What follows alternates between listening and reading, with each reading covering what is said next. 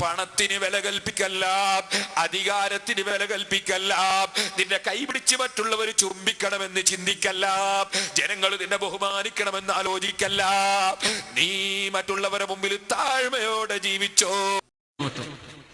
സയ്യിദന്മാരെ കൈപിടിച്ച് മുത്തും.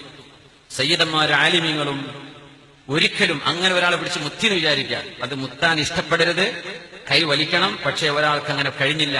ഒരിക്കലും ഈ മുത്തുന്ന ആളെക്കാളും ഞാൻ ഉഷാറാണെന്ന് തോന്നാൻ പാടില്ല. കൈ ഇങ്ങനെ വെച്ചുകൊടുക്കുക മുത്തിക്കോളി എന്ന് പറഞ്ഞിട്ട്. അതിനർത്ഥം എന്താ? ഞാൻ അത്രയും മുത്താൻ പറ്റിയ ആളാണെന്നല്ലേ. അതിനാണ് തസ്കിയത്തുൻ നഫ്സ് എന്ന് പറയാം. അത് ശറഈൽ പാടില്ലാത്ത വിഷയമാണ്. അത് ശറഈൽ പാടില്ലെന്നാണ്.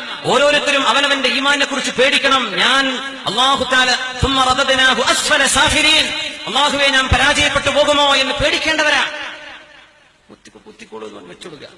അങ്ങനെ മുത്തിക്കോളി എന്ന് പറയാം. അങ്ങനെ ചെയിൻ മുത്തല്. നമ്മൾ ഇതൊക്കെ ദീൻ കാട്ടിക്കൂട്ടാണോ? നമ്മൾ അള്ളാഹിന്റെ ദീനിനെ പിടിച്ച് കോമാളിത്തരം കാണിക്കുകയാണോ? ഇത് ഈ നിരക്ക് വിട്ടുകൊടുത്താൽ അള്ളാഹുവിന്റെ ദീനിന്റെ ചിത്രം മാറിപ്പോകും.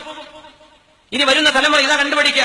നമ്മുടെ ഉസ്താദ്, നമ്മുടെ നേതാക്കന്മാർ, നമ്മുടെ ആലിമീങ്ങൾ, നമ്മുടെ മുചാലിമീങ്ങൾ ഇങ്ങനെയൊക്കെയല്ലേ മുമ്പ് ചെയ്തിരുന്നത്? അത് ദീനല്ലേ? അത് ദീനല്ല. അത് ദീനല്ല. തസ്കിയത്തുൻ നഫ്സ് പാടില്ല.